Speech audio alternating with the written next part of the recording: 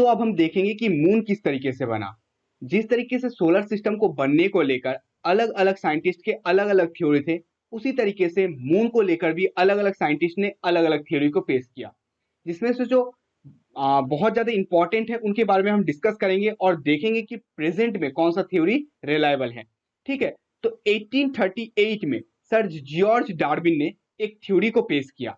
उस थ्योरी में उन्होंने बोला कि जो हमारा अर्थ था और हमारा मून था, ये एक दूसरे के साथ डंबल शेप में चिपके हुए थे। डंबल यानी कि आप तो देखे होंगे कि जो जिम में यूज किया जाता है, लड़का लोग आए दिन उसका बहुत ज्यादा यूज करते होंगे क्योंकि आजकल थोड़ा ज्यादा ट्रेंड में भी है। तो इस तरीके से हमारा अर्थ और मून दोनों ही डंबल से आकार में चिपका हुआ था। क्या हुआ, जिस तरीके उसके बाद धीरे धीरे समय के साथ समय बीतता गया और ये जो मून था ये हमारे अर्थ से अलग हो गया।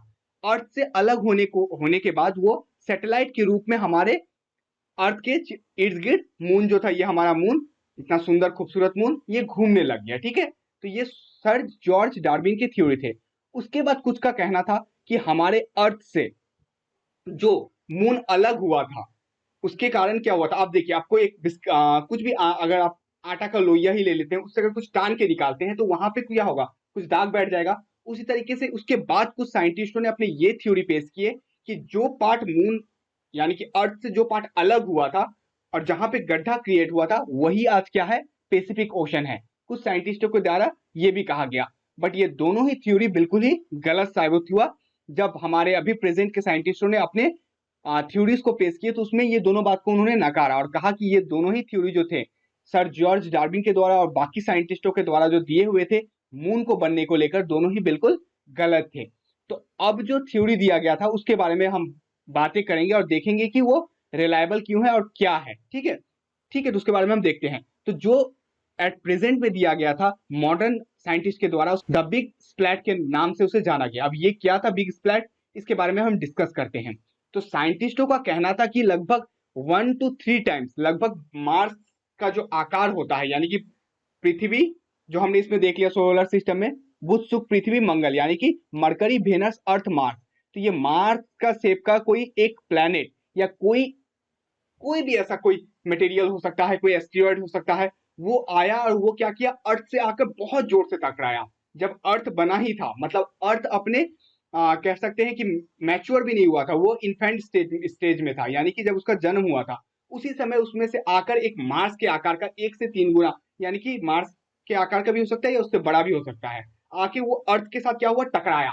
और टकराने के कारण अर्थ से एक पार्ट टूट के निकल गया और वही जो टूट के पार्ट निकला वो अर्थ के इर्द गिर्द घूमने लग गया एज ए सैटेलाइट।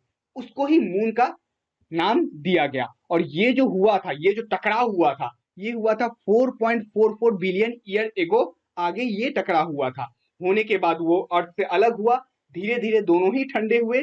वो अर्थ का चक्कर लगाते रहा क्योंकि अर्थ का मैग्नेटिक फील्ड ज्यादा था, वो बहुत ज्यादा दूर जा नहीं पाया टकराने के बाद वो टुकड़ा जो था, इसलिए वो आसपास घूमता रहा और ये आसपास घूमता हुआ सैटेलाइट ही मून के रूप में कहलाया। और इसको, इस थ्योरी को प्रेजेंट में भी क्या किया जाता है, माना जाता है ये थ्योरी बिल्कुल राइट है मून को लेकर, क्योंकि जो मटेरियल अर्थ में मिले हैं वही बहुत सारे मटेरियल जो है हमारे मून में मिले हैं। इससे पता चलता है कि दोनों ही सेम चीजों से बना हुआ था। इसी वजह से इस थ्योरी को 100% प्रॉपर कहा गया और आज के लोग, आज के बच्चे या आज के हर किताबों में इसके बारे में ही वर्णन किया गया है। तो 2-3 चीज आपको याद रखना है। पहले का मून के बारे में, पहला जो जॉर्ज डार्विन का जो कथन था उसको आपको याद रखना है, 1838 में जो उन्होंने कहा था। साथ ही साथ अदर साइंटिस्ट क्या कहे थे कि जो पार्ट अलग हुआ था वो पैसिफिक ओशन बन गया। उसके बाद जो मॉडर्न थ्योरी है जो रिलायबल है वो क्या है, द बिग स्प्लैट के नाम में जाना गया, जो 1 to 3 times of the Mars जो था वो आके टकराया, टकराने के कारण एक पार्ट अलग हुआ, वो सैटेलाइट के रूप में घूम रहा था, जो क्या था, मून का नाम जिसको दिया गया। तो ये मून को लेकर, बनने को लेकर थ्योरी थे जो सही है। चलिए अब आगे देखते हैं क्या लिखा गया है। आशा करता हूं आप सब समझ रहे होंगे।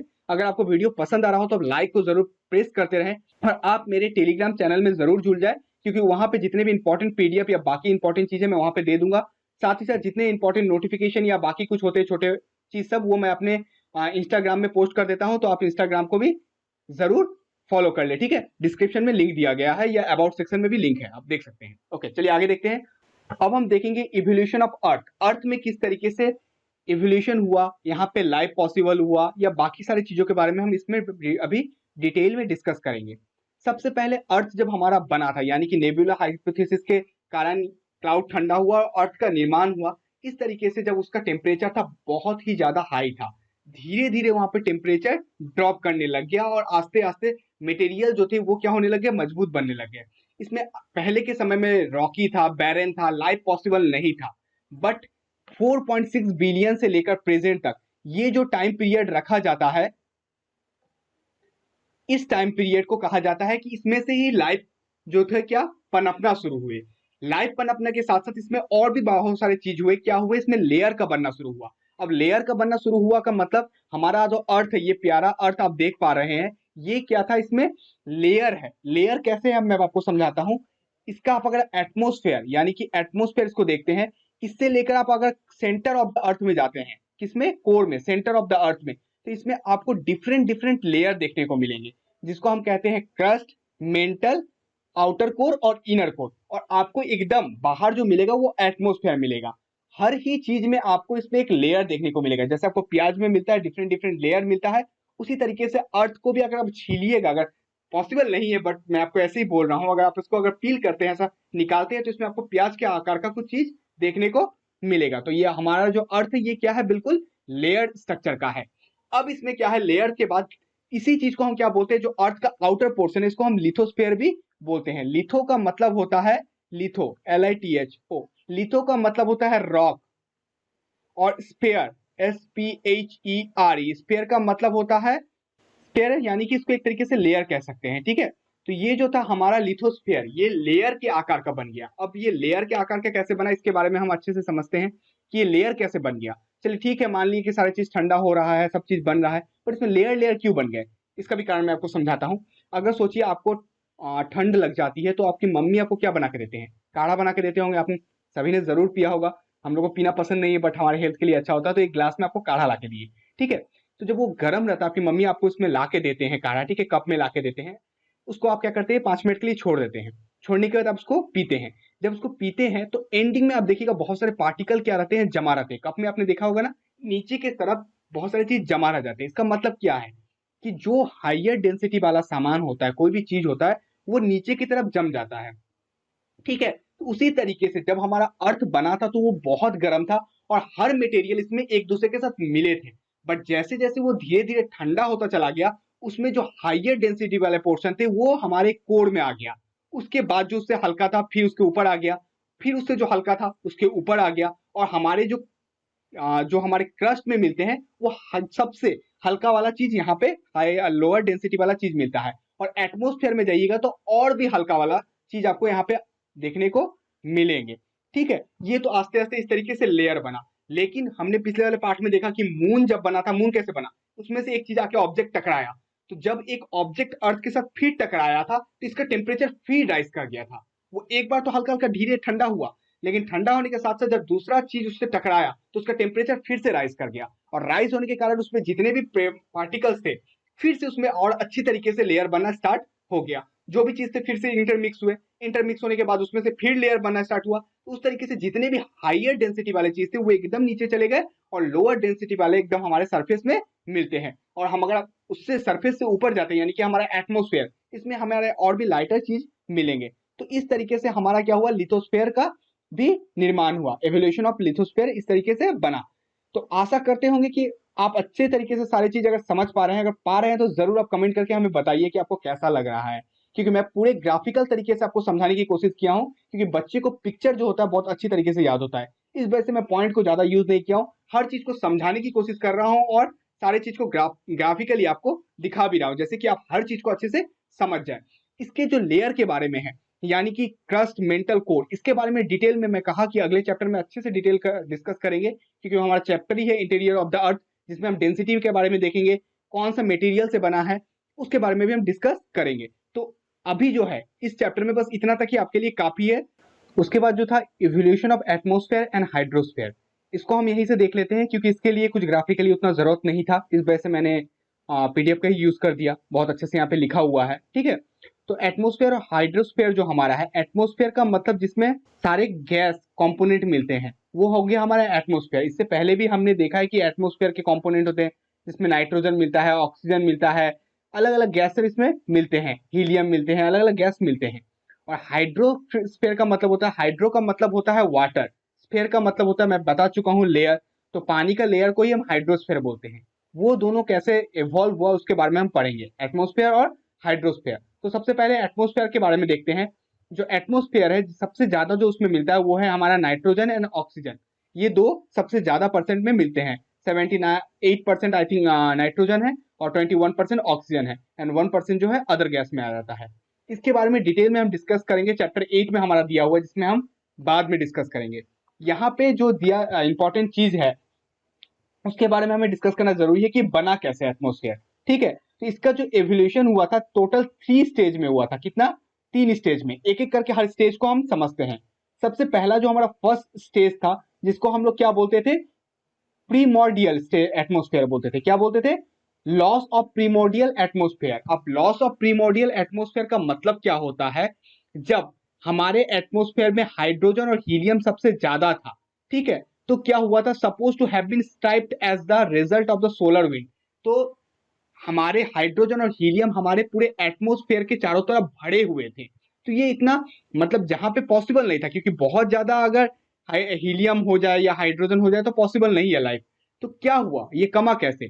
तो टेरेस्ट्रियल प्लेनेट क्या होता है, इससे पहले हम पढ़ चुके हैं। ये हमारा सन है, उसके बाद मरकरी, वेनस, अर्थ, मार्स। एस्टेरॉयड बेल्ट के आगे 4 जो प्लेनेट है उसको हम टेरेस्ट्रियल प्लेनेट बोलते हैं। और उसके बाद जो 4 प्लेनेट है ये जोविलियन प्लेनेट बोलते हैं, क्योंकि ये जुपिटर लाइक है, इसलिए इसका नाम पड़ गया जोविलियन।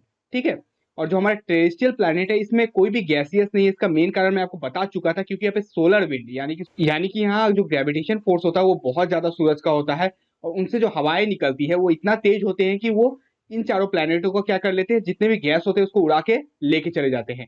इस वजह से जितने भी टेरेस्ट्रियल प्लेनेट है वो कोई भी गैसियस नहीं होते हैं। और यही कारण था कि हाइड्रोजन हीलियम को इस जगह से उड़ा के ले गया, सोलर विंड ने उड़ा लिया, और यहाँ पे इस चीज का नंबर जो परसेंटेज था वो कम गया। इस वजह से यहाँ पे लाइफ पॉसिबल हो पाया। ठीक है, तो ये हमारा पहला कारण हो गया, जिसके कारण धीरे धीरे देखिए एटमोस्फेयर बनने का शुरुआत हो गया। तो हम देख चुके हैं कि किस तरीके से सोलर विंड अपना काम अच्छी तरीके से किया, और उसने हाइड्रोजन जो खतरनाक तरीके के गैस है उसको वहां से रिमूव कर दिया। अब दूसरे स्टेज में क्या हुआ, जो दूसरा स्टेज था, in the second stage the hot interior of the earth contributed to the evolution of the atmosphere. जो हमारा जो अर्थ था, जो गर्म था, वो किस तरीके से एटमोस्फेयर बनाने के लिए काम किया, देखिए सेकंड वाला स्टेज में। जो हमारा अर्थ था वो बहुत ज्यादा गर्म था, लेकिन धीरे धीरे वो कूल होना शुरू हुआ, और जो गैसेस थे वो धीरे धीरे वाटर वेपर में बाहर निकलने लग गए, रिलीज होने लग गए। कहां से? इंटीरियर ऑफ द अर्थ से। अब मैं आपको एक चीज बताता हूँ कि जैसे देखिएगा मम्मी दूध गर्म करके रखती है और उसको क्या करती है, अगर बर्तन से ढक देती है, तो आप देखिएगा जिस बर्तन से ढका गया है वो पूरी तरीके से भीग जाता है या उसमें पानी चिपक जाता है। तो कोई चीज जो ठंडा होता है तो उसमें से क्या होता है, कुछ वेपर्स निकलते हैं। सेम उसी तरीके से जब अर्थ ठंडा हो रहा था तो इसमें से भी कुछ वेपर्स बाहर रिलीज हो रहे थे, और वही वेपर सब धीरे धीरे क्या हुआ, अर्थ के एटमोस्फेयर को बनाना शुरू किया, जिसमें बहुत तरीके के गैस थे, जिसमें कार्बन डाइऑक्साइड थे, मीथेन थे, एमोनिया था, और वेरी लिटिल या कम मात्रा में कह सकते हैं फ्री ऑक्सीजन भी वहां पे थे, नाइट्रोजन, वाटर वेपर, ये सारे गैसेस अर्थ के अंदर से निकला। साथ ही साथ क्या हुआ, वॉल्केनिक इरप्शन के साथ भी बहुत सारे गैस जो थे अर्थ के एटमोस्फेयर में आए, और इसी चीज को, प्रोसेस को जो था अर्थ के एटमोस्फेयर से गैसेस का बाहर निकलना, यानी कि एटमोस्फेयर से बाहर निकलना और एक एटमोस्फेयर को बनाना, इसी प्रोसेस को डीगैसिंग बोलते हैं। क्या बोलते हैं? डीगैसिंग। यानी कि गैस कहीं से रिलीज हो रही है और कहीं और पे जमा हो रहा है, तो इसे डीगैसिंग हम लोग बोलते हैं। इसको अच्छे से याद रखिएगा। उसके बाद धीरे धीरे हमारा अर्थ जो था वो कूल होना स्टार्ट हुआ, और वाटर वेपर जितने भी रिलीज हुए थे वे कंडेंस होने लग गए। अब कोई भी चीज अगर ठंडा हो रहा है तो बर्फ तो बनेगा ना धीरे धीरे। तो अर्थ हमारा जब ठंड होने लग गया तो उसमें से जितने भी वाटर वेपर थे वो कंडेंस होके बादल बनने लग गए, और नॉर्मल सी बात है जब बादल भरेंगे तो उससे क्या होंगे, बारिश भी होंगे। और बारिश ने क्या किया, सारे कार्बन डाइऑक्साइड को अपने में मिला लिया, और मिला के हुए बारिश मतलब बूंद के रूप में जमीन पे गिरने लग गए। तो इस तरीके से बारिश भी एक बहुत अच्छा रोल प्ले किया। उसने क्या किया, सारे कार्बन डाइऑक्साइड को धीरे धीरे उसका परसेंटेज जो था उसको डिक्रीज किया। समझ रहे हैं ना आप? और साथ ही साथ जो बारिश हमारे अर्थ के ऊपर गिरा, यानी कि लिथोस्फीयर के ऊपर गिरा, वो किसी जगह में जमा हुआ, कोई गड्ढे में जमा हुआ, और वही गड्ढा क्या बना, ओशन के रूप में बनने लग गया। देखिए हर प्रोसेस एक दूसरे के साथ कनेक्ट है। किस तरीके से अर्थ ठंडा हुआ, कंडेंसेशन हुआ, कंडेंसेशन के बाद बारिश हुआ, वो बारिश का पानी कोई गड्ढे में जमा हुआ और वही एक ओशन का रूप धारण कर लिया। ये अभी तक हम ये पढ़े। ओशन जो था लगभग ये 4000 मिलियन ईयर एगो बना। कितने year ago? 4000 million year ago बना और लगभग 3800 मिलियन ईयर एगो यहाँ पे लाइफ बिगेन करने लग गया, यानी कि लाइफ फॉर्म होना स्टार्ट हो गया। ये कुछ यहाँ पे डेट है, ये सबको याद कर लीजिएगा। हाउएवर अराउंड 2500 से लेकर 3000 मिलियन ईयर एगो प्रेजेंट से लेकर प्रोसेस द फोटोसिंथेसिस होने लग गया, और फोटोसिंथेसिस जैसे ज्यादा होगा लाइफ उससे ज्यादा मतलब लाइफ सब बढ़ना स्टार्ट हो जाएंगे, ठीक है। Oceans begins to have the contribution of the oxygen through the process of photosynthesis, और फोटोसिंथेसिस के थ्रू जो ऑक्सीजन की मात्रा था वो भी बढ़ने लग गया। तो यही प्रोसेस हमने जो देखा, टोटल जो यहाँ पे हमने 3 स्टेज देखा, यही 3 स्टेज था। फर्स्ट स्टेज में हमारा सोलर विंड ने काम किया, दूसरे स्टेज में जो इंटीरियर ऑफ द अर्थ था उससे गैसेस निकले और रिलीज होने के कारण क्या हुए, अर्थ में जो थे वो गैसेस से एटमॉस्फेयर का निर्माण हुआ, और थर्ड स्टेज में फोटोसिंथेसिस ने बहुत अच्छा काम किया और लाइफ को पॉसिबल बनाया हमारे इस प्यारे अर्थ में। समझ पाए ना? तो किस तरीके से हमने देख लिया एटमॉस्फेयर और हाइड्रोस्फेयर। हाइड्रोस्फेयर यानी कि ओशन का निर्माण किस तरीके से हुआ और एटमॉस्फेयर का निर्माण किस तरीके से हुआ, हमने इस टॉपिक में एकदम क्लियर अच्छे तरीके से समझा। उसके बाद जो हमारा एंड ऑफ द टॉपिक आता है, सबसे जो लास्ट में आता है ओरिजिन ऑफ लाइफ। सो जो हमारा लास्ट फेज था यानी कि origin and evolution of life, ये हमारा लास्ट फेज था, ठीक है, जिसमें कहा गया था कि एटमॉस्फेयर जो था वो पूरी तरीके से रिस्पॉन्सिबल नहीं था डेवलपमेंट ऑफ लाइफ के लिए। जो मॉडर्न साइंटिस्ट है वो कुछ केमिकल रिएक्शन को मानते हैं जिस कारण से लाइफ यहाँ पे पॉसिबल हो पाया था। जो केमिकल रिएक्शन था वो generated complex organic molecules and assembled them, बहुत सारे मॉलिक्यूल्स को असेंबल किया गया, ठीक है। This assembled was such that they could duplicate themselves converting inanimated matters into living substances. क्या हुआ, वे जो सब्सटेंस थे जो इनएनिमेटेड नॉन लिविंग थे वे अपने आप को लिविंग सब्सटेंस में कन्वर्ट करने लग गए थे, और इसी तरीके से धीरे धीरे जो हमारे प्लेनेट था इसमें लाइफ का फॉर्मेशन होने लग गया। The record of life that exist on the planet in different period is found in the rock in the form of fossils. तो जितने भी हमको प्लांट मिले हैं एंशिएंट टाइम के, सबसे हिस्टोरिकल यानी कि जो बहुत पहले थे, वे फॉसिल्स के रूप में मिले हैं। वे पत्थर में कुछ कुछ प्लांट सब जो रह गए थे सेडिमेंट्री रॉक में हमको ये सब मिले हैं। तो लगभग जो वो सब का माइक्रोस्कोपिक स्ट्रक्चर देखते हैं तो वो ब्लू एल्गे के जैसे ही होते हैं, और उसका अगर कार्बन डेटिंग करें, उसको अगर हम कार्बन डेटिंग करके किसी भी चीज का पता लगाया जा सकता है कि वो कितना पुराना है, तो लगभग 3000 मिलियन ईयर एगो उसको पता चलता है कि वो थे तब, ठीक है। और लगभग जो लाइफ बिगेन हुआ था अर्थ में जो माना जाता है समहाउ वो 3800 मिलियन ईयर एगो ही माना जाता है। तो इस तरीके से हम देख लिए कि हमारे अर्थ में किस तरीके से लाइफ आया और किस टाइम पीरियड में आया। आपको पेज नंबर 18 में आपने इस टेबल के बारे में देखा होगा, ठीक है, जियोलॉजिकल टाइम स्केल। इसके बारे में मैं डिटेल में आपको अच्छे से एक सेपरेट वीडियो में समझा दूंगा कि किस तरीके से बिग बैंग से लेकर अभी तक मॉडर्न जो हमारा मैन है ये कैसे आया, किस तरीके से इवॉल्व हुआ, इसके बारे में मैं आपको एक डेडिकेटेड वीडियो ही प्रोवाइड करवा दूंगा, जिससे आपका जो जिसमें जुरासिक एज बाकी सारी चीज है उसके बारे में हम डिस्कस करेंगे, ठीक है। और बाकी जो इसके इंपॉर्टेंट क्वेश्चन आंसर है मैं इसको जल्द ही आपको वीडियो बना के दे दूंगा। साथ ही साथ जितने भी प्रीवियस ईयर इसमें पूछे गए थे इंपॉर्टेंट क्वेश्चन, उन सारे चीजों का वीडियो मैं आपको बहुत जल्द प्रोवाइड करवा दूंगा अपने प्लेलिस्ट में। तो आप हमारे चैनल के साथ जरूर जुड़े रहें, जैसे कि इस तरीके के इंपॉर्टेंट वीडियो आप तक पहुंच सके। साथ ही साथ मेरे टेलीग्राम चैनल में जरूर जुड़े, जिससे कि इंपॉर्टेंट जितने भी पीडीएफ है मैं आपको वहां पे सेंड कर दूंगा, और साथ ही साथ इंस्टाग्राम में भी आप जरूर जुड़े, ठीक है। मिलेंगे आपसे अगले वीडियो में, तब तक के लिए जय हिंद जय भारत।